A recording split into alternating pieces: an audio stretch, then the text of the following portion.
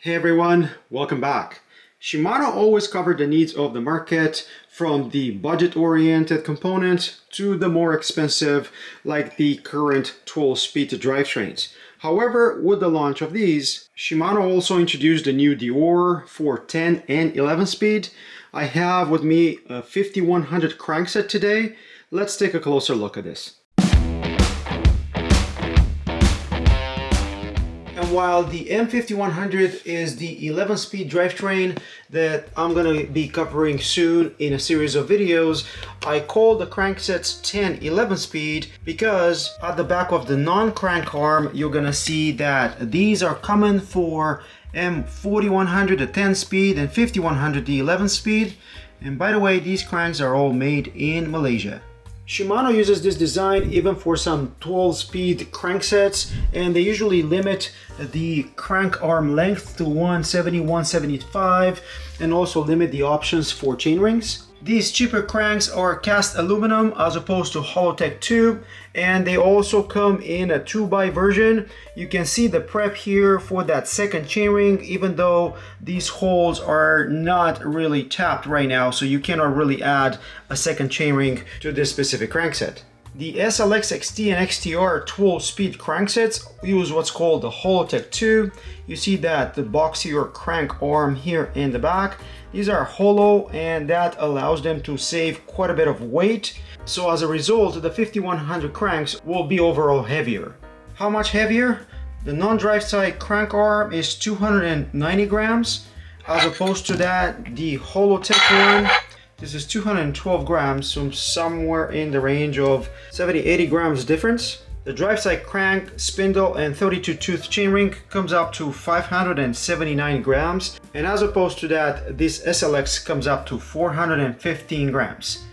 The SLX altogether comes up to 627 grams, and when I did the review of this, you know that if you just replace the chainring with a lighter one, you can bring this down to about 550 grams altogether. This Deore M5100 crankset with a 32-tooth chainring, the original from Shimano, comes up to 870 grams. One downside to these cranksets: Shimano uses a 24mm spindle, and that's common between the two. This is steel. If you don't believe me, take a magnet to it.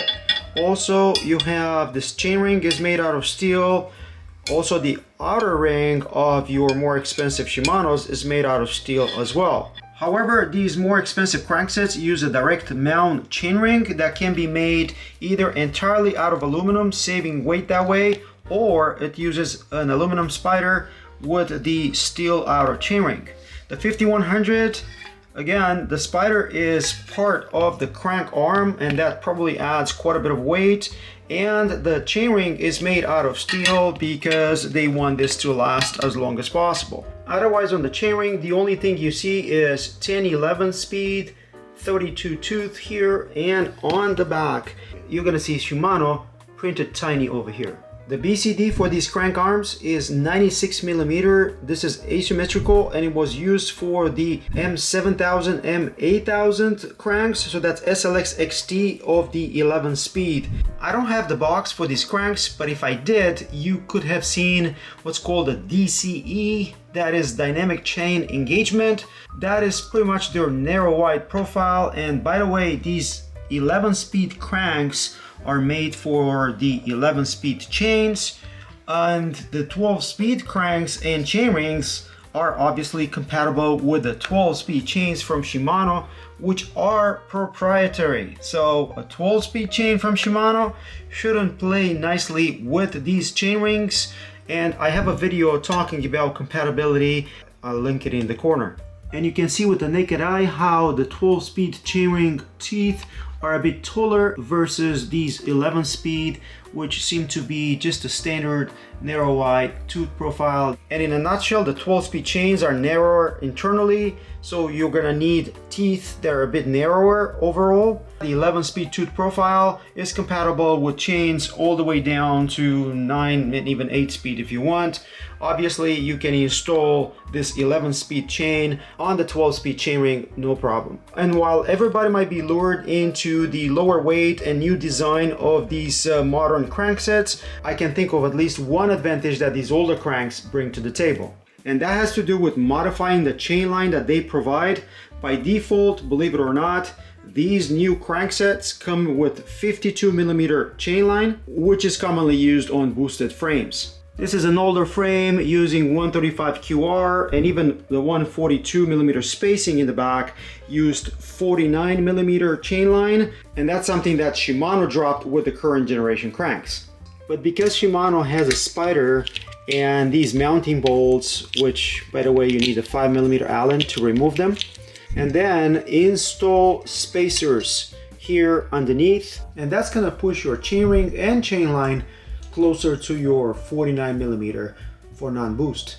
They use 12mm long chainring bolts that seem to come all the way through the Spider arm here. So even if you install a 3mm spacer, I think you would still be fine.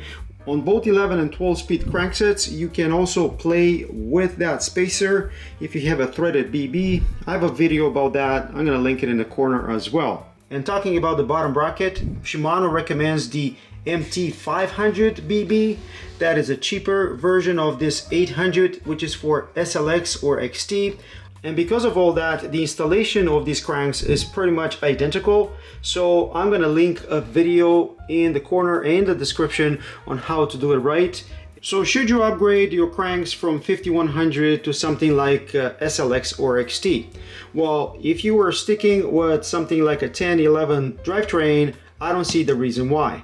If you want to upgrade to 12 speed, look for 12 speed Shimano compatible chain rings, again, that have that 96mm BCD asymmetrical. You will see them listed under M7000 and M8000 Shimano cranks. And if you have an older crankset like this with a chainring that works for 9, 10, 11 speed, you can easily upgrade to 5100. No need to replace anything, but I'm gonna cover more of that in my videos about the 5100 Deore. So what do you guys think? M5100 cranks, are they good enough for you? Are you upgrading for the SLX and XT, the 12 speed? Let me know in the comments below. Also, let me know if you found this useful, and if you did, don't forget to like, subscribe, and comment. And until next time, hope I see you folks on the trails. Cheers, guys. Cheers.